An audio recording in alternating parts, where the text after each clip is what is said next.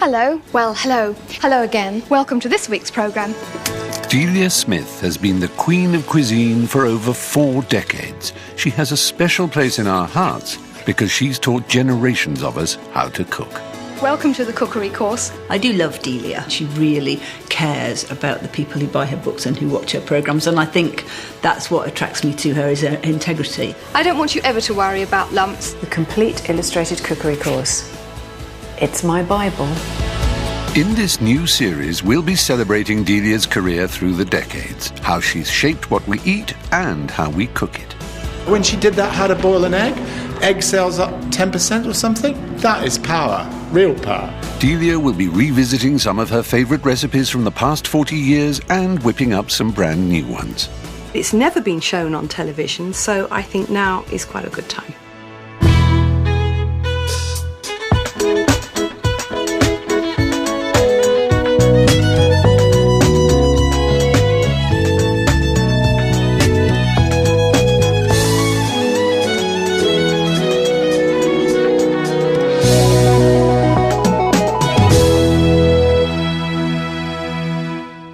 Ladies and gentlemen, please welcome Her Royal Highness Delia Smith. For the last 40 years, Delia Smith has been the heart, soul and backbone of home cooking in the UK. She's even got her own entry in the dictionary, somewhere between deli and delightful. Over the decades, thousands of home cooks have followed her recipes faithfully. When you cook rice, leave it. Leave it alone. You must leave it alone. She's a home economics teacher who wants her class to do better, and they want to please her. She's often imitated, make your breasts and thighs something to marvel at, but never equalled. Put this onto a medium heat. My father really loves you, by the way. In this series, we'll be following Delia through the decades, and she'll be demonstrating some of her favourite dishes from the past 40 years. We'll be starting in the 60s. When a fresh-faced Delia left school for the big wide world of work. My headmistress's parting shot to me when I left was, if you had worked a bit harder, Delia, you could have been a secretary. Then we'll be looking at the decade that taste forgot. The 70s, when she first appeared on TV and really caught the eye of the nation. Oops. And it went into the cameraman's eye. In the 80s, her complete cookery course introduced the techniques of cooking to a whole new generation. Well, today our programme's all about vegetables, crumpets, rice, offal. In the 90s, her summer and winter collections were not only bestsellers, they created whole new markets. Could do with some cranberries, yes, cranberries, yes! And we'll be bringing her story up to date with the noughties when she went back to basics with how to cook and got a little naughty herself with how to cheat. This frozen chopped onion. The reaction was phenomenal. If I'd lived in medieval times, I'd have been burnt at the stake without any doubt whatsoever. But our story really starts back in 1941. Because Delia Smith was a war baby, although not that one, obviously. She was brought up in a time of real food shortage, rationing. Rationing was really, really difficult. As a mother, you knew there had to be food on the table. Most of the staple foods we now take for granted were in short supply. In the war, we actually lived in my grandparents' house. My grandfather had an allotment, he would grow beautiful vegetables, he had chickens, we'd always have nice eggs. I watched my mother cook, I watched my grandmother cook, and we were brought up on really good food, real good home cooking. But things you couldn't grow on the allotment were harder to get hold of. There were food shortages, definitely. Toast and dried egg breakfasts aren't much to shout about, but now even they're going. Honestly, I'm beginning to dread each new day. I remember, this precious thing I was given, which was half a banana. Isn't it lovely? They're of the finest quality, and they're very nice too. Kids, if a man in a top hat ever offers you a banana, make yourself scarce. In September 1946, Delia started her lessons in a school career that was less than dazzling. One of the teachers said, I can't comment on Delia's work this term because she hasn't done any. Our house was not a happy house when we got the report. They said we wouldn't mind if she worked sometimes. It was really, really depressing. Well, it was a total disaster at school. No other way to describe it. Failed the 11 plus. But there was one good thing on my report, attendance. 132 days out of 132 days in a term, and they put good. That was the one word good that I got. But there was one subject that did inspire her. We started to have cookery lessons, and I loved it, and I was interested in it. She was good at cooking at school. Got the only prize she ever had was for a cake. Fruit cake. But then the next term, we were making Christmas cakes, and they had to make sugar roses and all of that, and I was absolutely hopeless. So when the parents came up to see the Christmas cakes, mine was locked away in the larder. Wasn't allowed to be on show. I bet he'd have eaten it. This was the late 1950s, and Delia was leaving school with no qualifications and no idea what she wanted to do in life. My headmistress's parting shot to me when I left was, if you had worked a bit harder, Delia, you could have been a secretary. Ouch. This was virtually the only career path for girls at the time. Or think of it this way. One girl in every 3 will find herself working in an office. However, that one girl wasn't Delia. My parents sent me to a secretarial college, and the secretarial college rang my parents and asked them to take me away. So I put her to hairdressing. And more than once she had the rollers following her down the street. Well, at least it saved her from a sprained wrist due to excess backcombing, because a new decade, the 60s, was swinging onto the scene. My boots are made for walking, and that's just what they'll do. One of these days, these boots are gonna walk all over you. It meant that old attitudes to work were changing. I liked getting hold of the paper. I just used to look and see whether there was a job available, and luckily there were lots of jobs then. And I just used to take any job I could. And then once I worked in a travel agency, which began to open my sort of horizons to travel, and 2 couriers that were working in Italy got me a job for 3 months in the summer on the Italian Riviera. And I just totally fell in love, not only with the country, but with the food, with the cuisine. Delia was prepared to have a go at most things, including a stint as a swimsuit model for the Sunday Pictorial. My mother used to despair, and she'd say to people, oh, the one question I dread is people saying, and what does Delia do? What's she doing? Well, with working somewhere different. You know, not a good settled job, as we would have said. At the age of 21, Delia had her first professional encounter with food, even though it was just scraping it off plates at a West End restaurant called The Singing Chef. They had a sort of set meal on a Saturday night, and the chef would bring out the main course. And I started to ask the chef, you know, how do you do that? How do you make that? He just said, we actually need a washer-up next Saturday night. Why don't you just come in, be a washer-up, you'll get paid, and you can see how we do everything. Le Chef is still there, although no longer singing. In a blast from the past, Delia meets up with the former owner and 2 of her colleagues. So great to see you. Lovely to see you. This really is deeply memory lane. I can't believe it. I can't believe it. When I was here, the sink was there, and all the washing up just came through this hatch. Like it didn't stop coming, and it didn't stop coming. No. Quite extraordinary. I used to have a mini skirt on. If I did waitressing, yes, and I couldn't pull the cork out of the bottle, I used to put it between my ankles like this, and I got told off because I had a mini people skirt sitting behind. Oh, I say. No wonder it was crowded. The chef who ran it was called Leo Evans, and he played a huge part in inspiring Delia's career. If it wasn't for this restaurant, and if it wasn't for Leo, I wouldn't have had a career at all. It was Leo who taught Delia how to cook one of her signature dishes, duck in cherry sauce. This classic dish from the 60s is a recipe that she's revisited many times over the years. and she still enjoys making it today at her home in Suffolk. So here we go then. And believe it or not, it is unbelievably simple. What I'm going to do first of all is just prick the skin so that whilst it's cooking, the fat comes out. Now it goes into a roasting tin, but on a rack, because then the fat can drip out of it.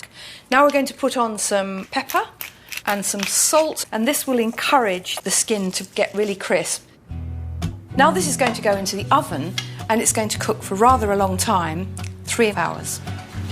This method gives you a very crisp outside, but inside it's still very moist and succulent. I always say it's about halfway to how the Chinese cook duck for pancakes. While the duck's cooking, drain off the fat about 3 times. It won't all be wasted though, because it's wonderful for making roast potatoes. Roasting a duck is very simple if you do it the old-fashioned way, but so is the sauce you serve with it. Now what I've got here is Morello cherry jam. Then we're going to have 225 mils of red wine and bring that to a gentle simmer for about 10 minutes until the wine has reduced a little bit and the sauce has just slightly thickened, but it's not supposed to be thick. When the duck's ready, remove it from the oven and allow it to rest for a few minutes before you begin to carve it. We're not going to do any complicated carving. All we're going to do is kind of cut the duck into quarters. Before we do that, I have to give it the crunch test, so you have to tap it. So listen carefully. It's got to be crisp. So put the knife down the centre of the breastbone, and as you go down, you'll find there is a backbone at the bottom, and you need to come one side of it. There we go. And then just go again with the knife and cut it into a quarter. Now, it's not very elegant, and you'll find some little escape bits, and you can just, like that, lovely flesh there that you can just reincorporate. Then you serve the quarter of the duck on the plate. Just pour the sauce round each quarter. And what we used to do in the olden days, and that is put a bit of watercress on the side of the plate. And that is my favourite way of cooking and serving duck. Not poncy, old-fashioned, but really good.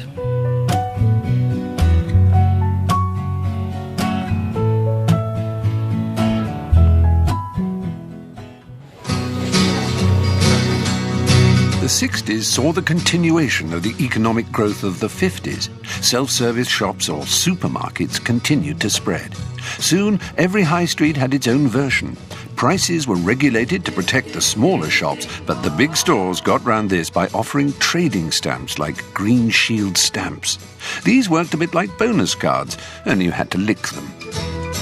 Despite the high street boom, we were still rather ignorant about food, especially when it came to some of the foreign stuff. Whatever you fancy, it's there for the choosing. If you can't manage chopsticks, they'll find you a fork. And as for spaghetti, well, it clearly didn't grow on trees. Or did it? Spaghetti cultivation here in Switzerland is not, of course, carried out on anything like the tremendous scale of the Italian industry. The fact that many people in the 60s still believed this panorama April Fool gives you some idea as to how clued up we were. But there were plenty who knew better, and the Singing Chef, where Delia worked, had become a popular gathering spot for anyone interested in good food. Among this particular gathering was TV cook Fanny Cradock. Fanny was the first celebrity TV chef. She was something of an acquired taste, but she did have a certain flair. There's a school of thought in France which says that if an omelette looks perfect, it doesn't taste perfect. Taste wasn't a word often used about Fanny's frocks, but a certain flamboyance had crept into the 60s kitchen. They wanted drama, they wanted spectacle, they wanted a fire blanket. Fire! Flambéed food was all the rage, and a young Delia Smith learned the technique at the Singing Chef. One of their specialities ticked all the right boxes for the 60s customer. It sounded foreign, and you set fire to it. This was soufflé au citron flambé.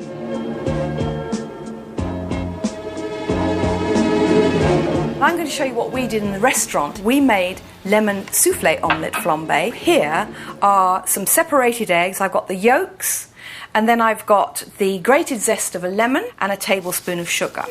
I've also got the juice of a large lemon. But what I'm going to do now is swap my bowls over and beat up the egg whites. So we're going to make a lovely, fluffy, frothy soufflé omelette.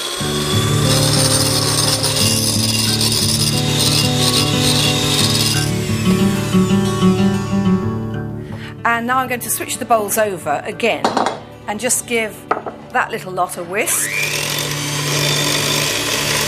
And if you do the egg yolks last, it saves you washing the whisk. So there we go. Egg yolks done. Now I'm going to take a large spoon and just take a little bit of the egg white first to just fold it in to the egg yolks.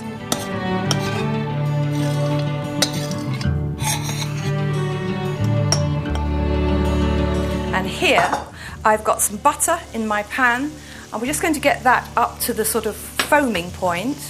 And we're going to use the grill too, so that's all ready to go. And then in goes the soufflé omelette mixture.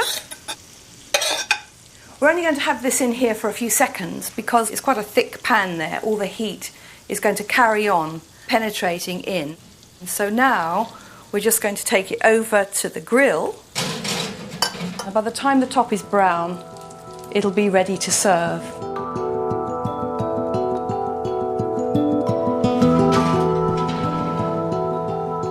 So there we go. And then over here, in that little saucepan, was gently heating some brandy. Set light to it in the saucepan where it's perfectly safe and pour it, flaming, over the soufflé. Soufflé, flambé, crêpe, canapé. There was a lot of it around in the 60s. With foreign travel more accessible, there was an influx of new cooking styles. Suddenly, you didn't have to go abroad to sample different types of cooking. In that square mile of Europe set in the heart of London, Soho, and 100 celebrated restaurateurs prepare this display which features the choicest food and drink that Europe has to offer. But the one thing that no one ever questioned was the supremacy of French cuisine. Two things struck me. One was, why was everything French? You know, good food in the 60s in London at that time, there was a lot of French. You had the Cordon Bleu cookery school, you know, big hotels, all the menus were in French. People were very unsure. They didn't know what things were. And I suppose there was a big question mark in my mind. Why can't we know a bit more about cooking, and why is it all French? Because in the 60s, British cooking was considered to be at best basic and at worst a bit of a joke, which possibly accounted for the popularity of the singing chef.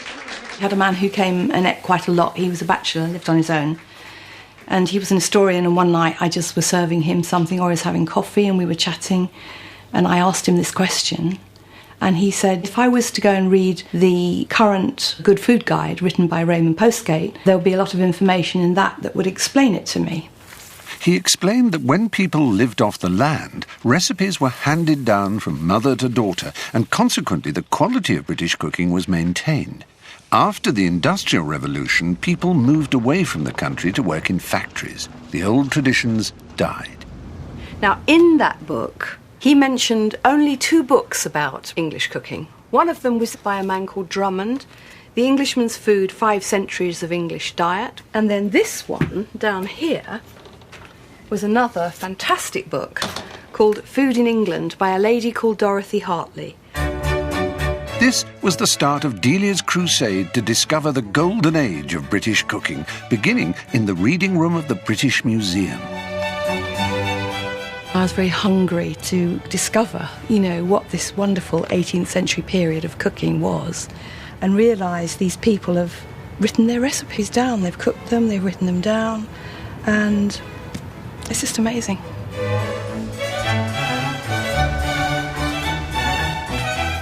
I took these little rather humble exercise books and I just copied out recipes, menus, anecdotes, just little bits and pieces like, you know, the best way to boil artichokes is to turn them upside down so that you get the dust out of them, little things like that, which I thought were really nice. And then there were some recipes I went to try, and there's one here which was called a baked apple pudding, but actually it was a flan. And I cooked that, and it was brilliant. So I actually did put that into the cookery course. It was called 18th Century Apple Flan, but it's never been shown on television, so I think now is quite a good time.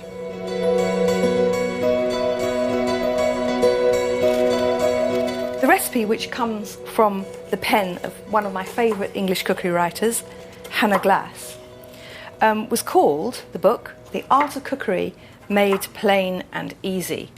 In a way, I suppose that inspired me quite a lot, because that's what I really wanted to do for the 20th century, if you like, is make the art of cooking plain and easy.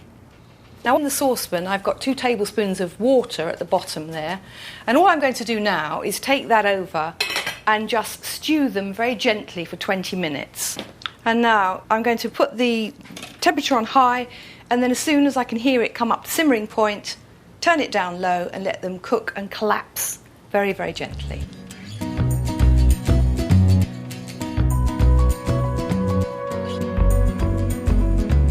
As soon as the apple is ready, we're going to transfer it into the bowl, and you can see how lovely and fluffy all that beautiful Bramley apple is. The other ingredients that are going to go in with the apple: butter, golden caster sugar, and I've got the grated zest of a lemon. And these are called ratafia biscuits, and they've been crushed up. They're little biscuits like this that are sometimes used in trifles, but they are a typical 18th century ingredient. And now I'm going to add 4 egg yolks and some double cream, 2 tablespoons of brandy, but you can use sherry if you like. In 18th century cookery they used something called sack, which was sherry or like sherry. And then nutmeg, lots of nutmeg in 18th century cooking. Take my electric hand whisk and just whisk all that together, very simple.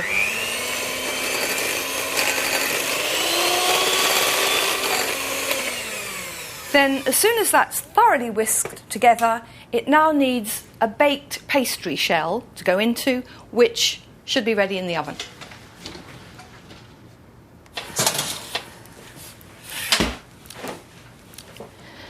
Couldn't actually be easier. So back it goes, and the oven temperature is 180, medium oven, and it's now going to take about 30 to 35 minutes until it's springy to touch in the centre.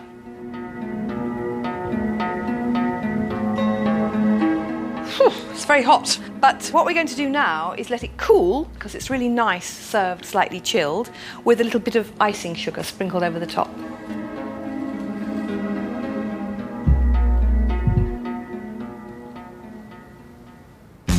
While Delia immersed herself in the food of the 18th century, elsewhere in London, people wanted food that was bang up to date. Fast food was the new big thing. London may have been swinging, but it was swinging towards America. In 10 years, American investment in Britain has trebled. And with it is coming the American way of life. The beat goes on. All the new fast food joints were aimed at the younger market with money to spend. People like Delia, although she was still looking for a proper job. I answered an advertisement in the Times from a family in Harley Street. They wanted somebody to come and cook 3 times a week for dinner parties. Working in Harley Street wasn't her only encounter with food. She also worked behind the scenes at advertising shoots. The first advertisement I cooked for was a still, and it was advertising Whitbread beer. And the line from the agency was, "Funny how a little age can add a lot of flavour." And what we had in the photograph was a York ham, a Dundee cake, so I had to make a Dundee cake, and a whole Stilton cheese. And so that was my first go. And food photography gave Delia a slice of 1960s pop history. It's signed by Mick Jagger, and probably needs a bit of a clean now. One morning I got a call from a photographer who said, could you do Tuesday this week? I need a really gaudy cake. It's got to look really gaudy and horrible. So I went along with my gaudy cake, and I didn't know till I actually got to the studio that it was for the cover of a Stones album. Were you impressed? Yeah, I was, because I was a huge Stones fan. You know, I went to see them live when they were in concert, and, you know, I had all their albums. I still have got them all. Pretty impressive for an up-and-coming cook. But what Delia really wanted to do was to communicate her passion for British home cooking. She wanted to write about it, and she managed to find herself a young American woman who was also starting out in her career as an agent. Debbie Owen was to become central to Delia's success story, but first she had to convince her boss. One day he came in and found me talking to Delia yet again, and I put the phone down, and he said, "I don't know why you spend so much time with that woman. She's never going to make us any money." Debbie's faith in Delia paid off when she landed a job as a cookery writer on the Daily Mirror's new weekly magazine. When I discovered that she was going to write, I thought, oh, God, you know what's going, because she couldn't spell. Luckily, it was a while before she had to tackle Tara Masalata. I went to this huge building, and it was just so funny. I can remember going up in the lift and thinking, why am I going to this big national newspaper and I don't even have an O-level in English? You know, what am I doing? And I went into the office of a man called Mike Malloy, who was editing the magazine. And she was nervous, very pretty, a lot of freckles, very attractive girl, and very warm. He said, "What have you written?" And I said, "Well, actually nothing." And I said, well, that's all right, because I've never edited anything before, so let's see what the stuff is like. And I said, go away and do me a piece, 400 words. I went back to the little garret flat in Holly Street, and I sat up all night, rewriting. Back the following day, it was perfect. It was like a piece of music that was just played in tune. Clear, concise, lucid, nice little recipe, just perfect. And I got a call to go and see them, and they said, "We'd like to offer you the job." Mike Malloy then introduced Delia to the man who would be her immediate boss and more. Michael Wynne-Jones, who was sitting over in the corner watching with great interest and chain-smoking, as he always did, I said, "Michael, could you come and meet Delia?" And from that moment, they were together. Fast worker. This was something they found they had in common. One of the problems I subsequently discovered that Delia writes as fast as she talks and thinks. It goes down. And punctuation doesn't have any place in that, really. And I couldn't type, so it had to be handwritten. Yeah, it's handwritten. But you see, punctuation can always be put in anyway. And it's the content, it's the feeling of the thing that's important. And that shone through. Meanwhile, over at the BBC, there were mutterings that Fanny Cradock might have gone off the boil. It was time for a change, and a certain Delia Smith was about to get an important call. But that's all in the next programme, the 70s, the decade of power cuts, picket lines, punks and pate. Lovely and moist. And the decade of Delia's TV debut. When I went home from work to watch it, I cried. Nationwide finished. Along came Delia and dropped, I don't know, about 1 million. Audience went, "Don't want that." She'll be revisiting a classic 70s recipe and giving it a new twist. And this is going to cook down with all the mushroom juices. And she'll be making an all-time favourite from her 70s baking Bible, Book of Cakes. So that's the 70s, the decade that taste forgot. A little cheesy pineapple one, sir. Well, that's all from me then. Thanks for coming, and I'll see you next week.